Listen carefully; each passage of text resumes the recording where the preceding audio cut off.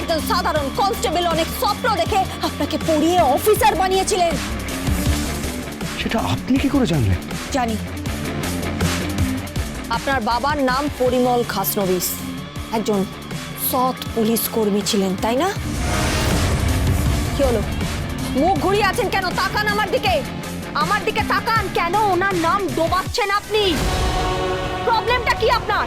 কি কি বিষয় আপনার প্রবলেম হচ্ছে আপনি আমাকে বলুন, উত্তর দিন। আপনি কি কোথাও ফেঁসে গেছেন বড়বাবু? মুখ খুলুন। এই বড়বাবুকে তো আমি চিনতে পারছি না।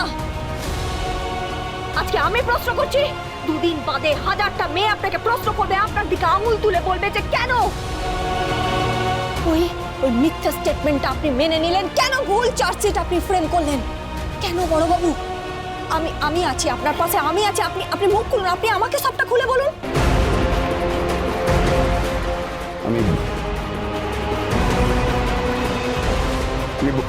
আমি বলবো, মানে আমি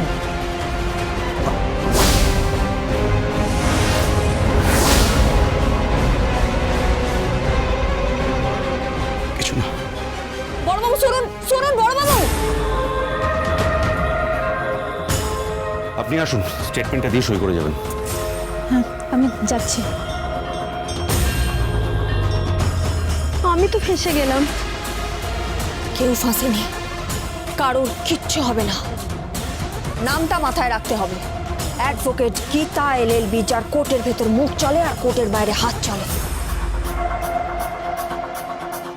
আর আজ থেকে অতসী দেবীর পেছনে একজন ছায়ার মতন তাকে অনুসরণ করে যাবে, আর সেই ছায়ার নাম অ্যাডভোকেট গীতা এলএলবি।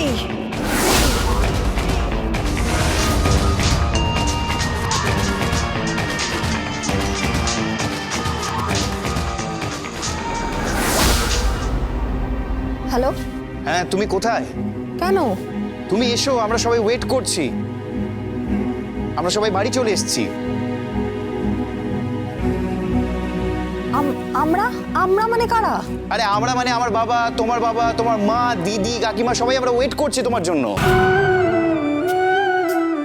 সে কি? হ্যাঁ, আজকে হই হুল্লোড় হবে, আজকে খাওয়া দাওয়া হবে, রান্না বান্না হবে, আজকে বলতে পারো পার্টি হবে। হ্যাঁ, পার্টি? তা পার্টি না, দে ফোন দে।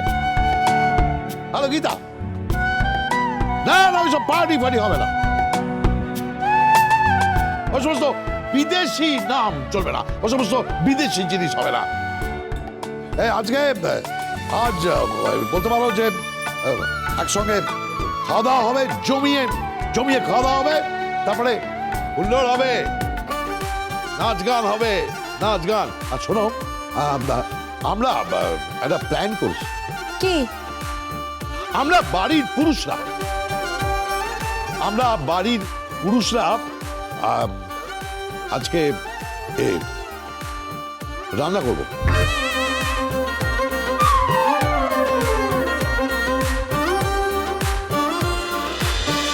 গীতা এলএলবি, সোম থেকে রবি প্রতিদিন সন্ধ্যা 6:30 স্টার জলসায়।